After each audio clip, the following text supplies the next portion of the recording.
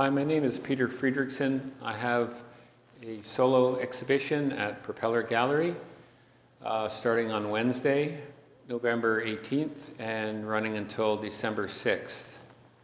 The exhibition is called Interference, which has a relationship to how I actually make the work, but also to these times of interference. The gallery is open to a total of 4 people. We have 2 galleries here, north and south. 2 people in each gallery are allowed at any one time with social distancing. We require everyone to wear masks, hand sanitizer, and to sign in when you do arrive. So the gallery is currently open. We hope it'll continue that way. But if it isn't, my show is also running virtually on Propeller's website, propellerartgallery.ca. The show is linked up also to a store, so works can be purchased on the store front if the gallery does close. So this is a panning of my works on the wall. Completed the installation, and it's just sort of a quick view of the different pieces.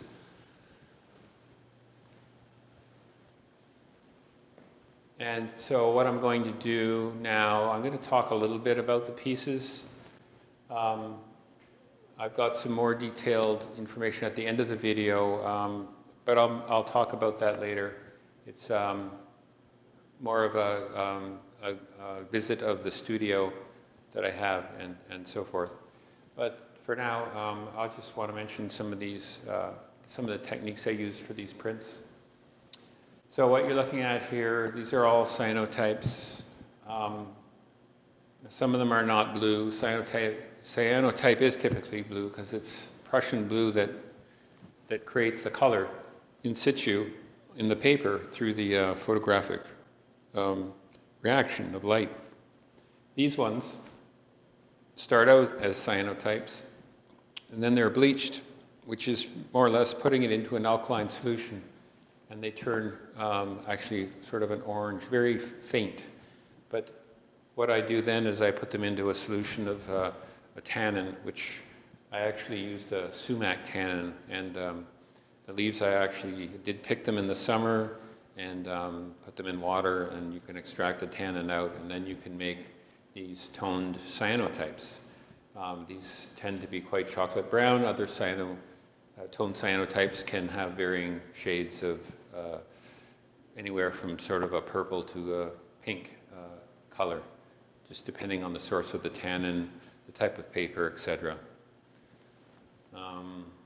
The other thing I wanted to mention about these, or maybe I'll go around to show you the different techniques. For instance, these ones are made from window screen. You might notice that the screen is overlapping here, creating the interference patterns, or called the moire pattern. I know everyone has seen that somewhere, whether it's from through curtains or television screens interfering with digital cameras, these kinds of things. But the moire pattern is, you know, a little subtle on this particular one. It is there. Also using screen for this one, there's a patterning here. You can see it. It's fairly subtle, but that is another interference pattern. Again, I'm using screen. I've sculpted these pieces, and then they've been placed on top of glass, and then with the ultraviolet light, it's projected through the piece onto these paper that I've sensitized with the cyanotype solution, and leaving an impression after you develop it in water or slightly acidified water. This is another screen print as well, as is this one. The interference pattern is a little more prominent in this one because I've, well, essentially, it's a little hard to visualize how this looks on the glass, but it's basically a piece of window screen with an axis, and I've curved it, 2 pieces, one over the other, and it actually creates an oval for various reasons. The lamp is fairly close to that, so the shadows change with 3D objects and they enlarge, and so you end up with something that's a little different than a shadow you'd have on the from a sun print. This one and a number of the other ones are done a little differently. I've used films, interference films for these. So what they are, they're clear, transparent films that I've printed a whole bunch of lines, parallel lines on, you know, around 36 per inch. But when you take those two films and you lay them on top of each other, they create their own interference pattern.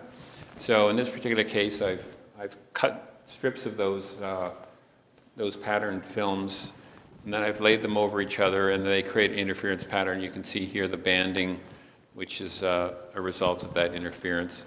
And then this is just the shadow effect of the film. So there's two things going on with that. This one is done in a similar way. And then I went back again here with using the screen. So yeah, that's essentially how they were made.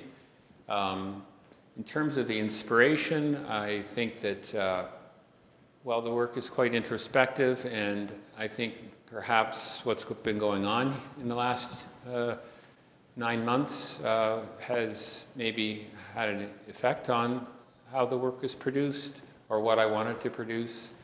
I know others who maybe have taken a little more introspective direction with their work this year, and I'm probably doing the same whether I'm conscious of it or not, because I think there is that sort of introspection in the work. And the use of negative space, too, always creates this sort of inwardly look to the work where you're focusing just on one thing, not a whole array of objects, which is kind of an introspective, I think, way of thinking. And specifically, well, I don't really feel that I pushed in one direction to express. It was quite free form, most of it. When I cut these are the interference films. I've cut them into two rectangles. Here I cut them into two squares. They overlap them. You get the interference film, interference band, the banding. But when I cut them, I saw the shapes of a window and a door, and I thought about the fog past the door, and I thought, yeah, that's sort of how things feel. You're looking past the door, but you can't see. And that's, it kind of just resonated with my thinking at the time when I was making the prints.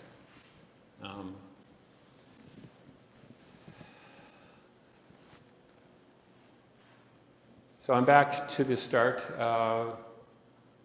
That's more or less what I wanted to say.